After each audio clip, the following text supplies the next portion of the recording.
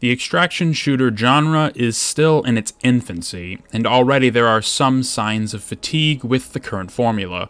If developers want to get into this genre and make games, I'm all for it, but it cannot be the same loop that we have seen from many other titles, both currently playable and no longer around. There are some core components that must be in the game, and we recently talked about some of these ideas in a previous video. The primary focus of today is to see where games can iterate on already existing ideas, what works, what's ambitious, and what simply needs to be put away for good. The genre is certainly tough to get into, but some developers think it's hard for the wrong reasons. It's not about making a game that is easier or accessible to the masses. It's about creating an environment that people can get lost in, have a gameplay loop that sinks its teeth into you, and gives you a level of satisfaction that many other genres simply can't. Players are more than willing to give a game a chance that has promise. We've seen that with Arc Raiders. That game looks phenomenal, and I can't wait to play it personally. Not only does it look fun to play, but there are things within the game that tick all the boxes on how to move this genre forward, even just a single step. It doesn't have to be a perfect game, just something that people want to keep playing.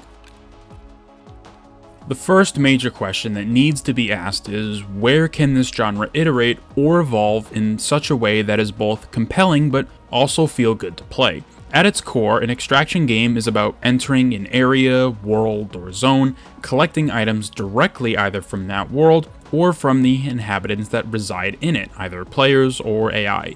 Then you take that stuff, leave the area, and either store it away in a stash or sell it for more currency to be used for other purposes later. Wash, rinse, repeat. And while that loop isn't bad on its own per se, there are potentially parts of it that can be spruced up, if you will. One example, and probably the hardest and least realistic for a development team, is trying to make a true open world for an extraction shooter.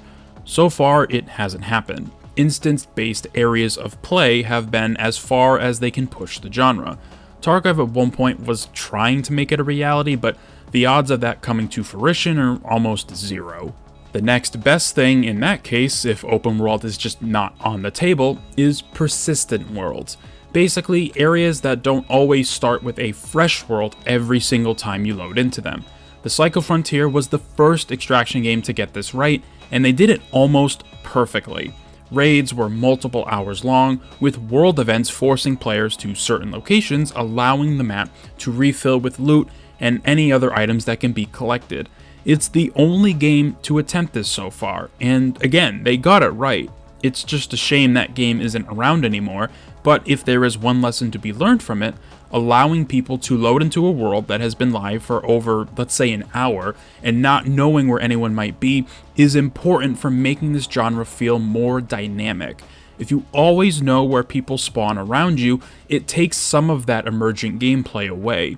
There is a certain level of tension that is lost when people have fixed spawn locations that can be learned over time. However, if every single time you load into a world, you don't know where anyone can be, that's a much different story. One element of this genre that gets overlooked by many is how if an extraction game has VoIP in it, you can create stories live and in the moment with other players you meet randomly. You might start a fight with someone because they startled you, but through some effective communication skills, you're able to salvage the situation and turn it into something temporarily beneficial for the both of you. But as far as a verbal mutual agreement goes and working with other players you did not initially queue up with, there isn't much more that happens after. What would be interesting to see an expansion on is allowing random players to assimilate into your group.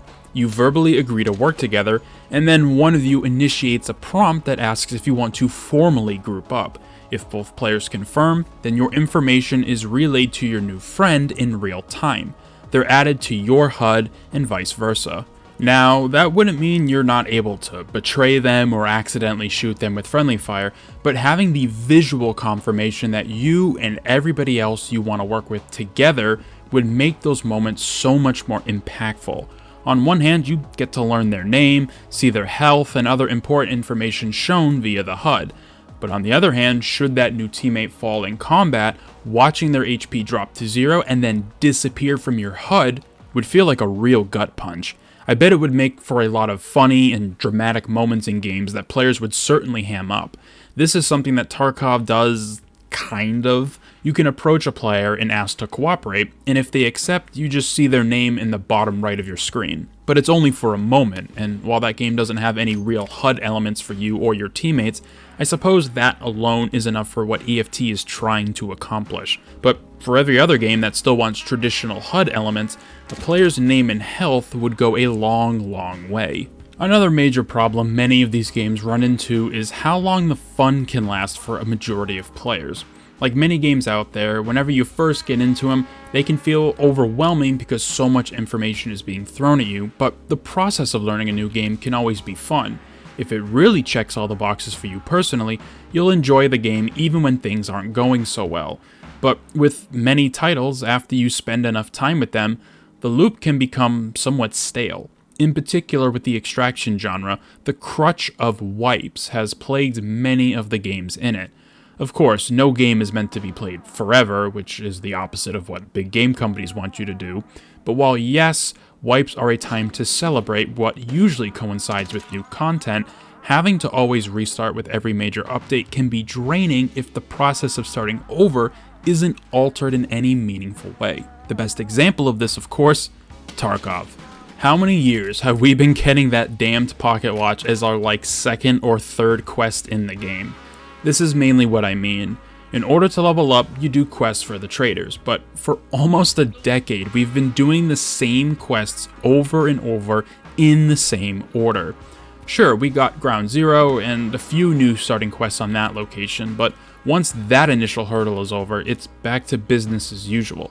I know technically they aren't the main story quests and everything we're doing is filler, but it would have been nice if at some point we got our quest order shaken up a little bit, or at the very least, give us a dozen quests we can do at the start and just let us pick what we want to accomplish first. There are only so many available when the game resets, adding just a few more would make it so much nicer to not have to do the same thing every single time. I guess at the end of the day, you would still just need to do them anyway, so it's kinda like what's the point, but just an attempt to shake up the formula would be greatly appreciated. One smaller but still prevalent problem I see from different games in this genre, but especially Tarkov, is people that play it religiously versus the average Joe that plays it when they can. The gap between those two experiences can be vast, as you'd expect. But sadly, as more and more people share their online experiences with these games, that experience you are watching kind of becomes the expectation.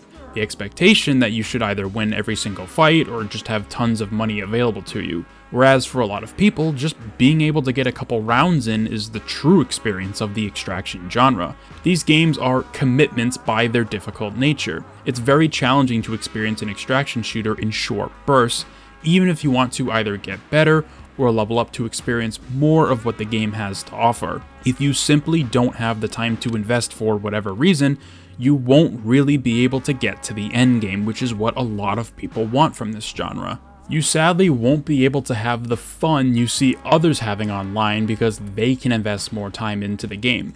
A lot of people know and understand this concept, but it still creeps up every now and again, and the answer to it is a rather simple but harsh reality check. Just don't compare your experiences to anyone else's online, except for those that you play directly with. Funny moments and highlights aside, like most things in life, there is always someone who's going to be either a little bit better than you or just have more time to focus on that thing, and it can be tough to not get discouraged or upset because you don't have whatever it is they do. But extraction games are a special experience that need to be felt in the moment. Whether it's you clutching up for your team and taking out your opponents, or having a devastating loss right as you were about to extract, every experience is impactful in these games. And to deny yourself the ability to experience those moments because of what others are doing is a waste of time.